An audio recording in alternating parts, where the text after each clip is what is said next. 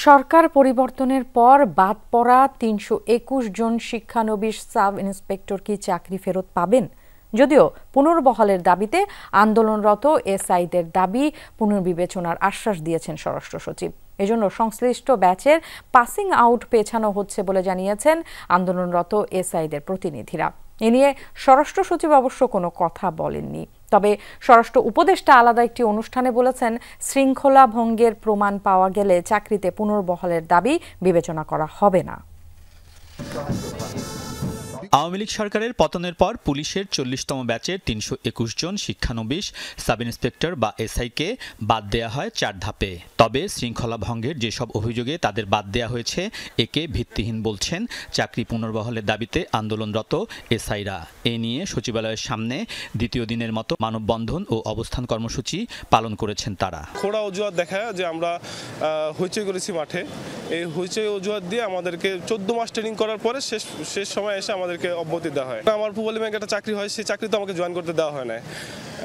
তো আমার এখন মানে ওই চাকরিটাও গেল, সাব ইন্সপেক্টর চাকরি গেল, প্রাইমারিটা তো আগেই গেল, আমার এখন যাওয়ার কোনো ওয়ে নাই। হতদরিদ্র পরিবার থেকে এসেছি এবং পুলিশের এইবারের যে নিয়োগটা ছিল এসআই, ওটা কতটা ফেয়ার ছিল, ওখানে কোনো মানে আনফেয়ারের কোনো কাজই ছিল না।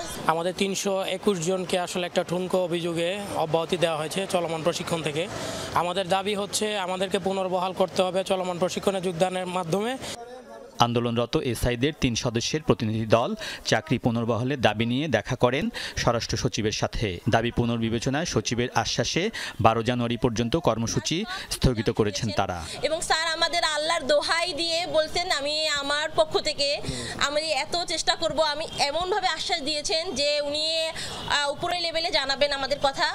এবং স্যার যেটা বললো যে স্যার 5 ওয়াক্ত নামাজ পড়েন এবং স্যার সেই দোহাই দিয়ে বলছেন যে আমি তোমাদের হয়ে কাজ 20 তারিখে নতুন পাসিং আউটের ডেট সম্ভাব্য শুনতে পাচ্ছি। ওই পাসিং ডেট একই সাথে পুনর্বহাল করা হোক। তো স্যার এই বিষয়ে আমাদের আশ্বাস দিয়েছেন যে যত দ্রুত সম্ভব স্যার এই বিষয়ে অফিসিয়ালদের ঊর্ধ্বতন যারা আছে তাদের সাথে বসবে।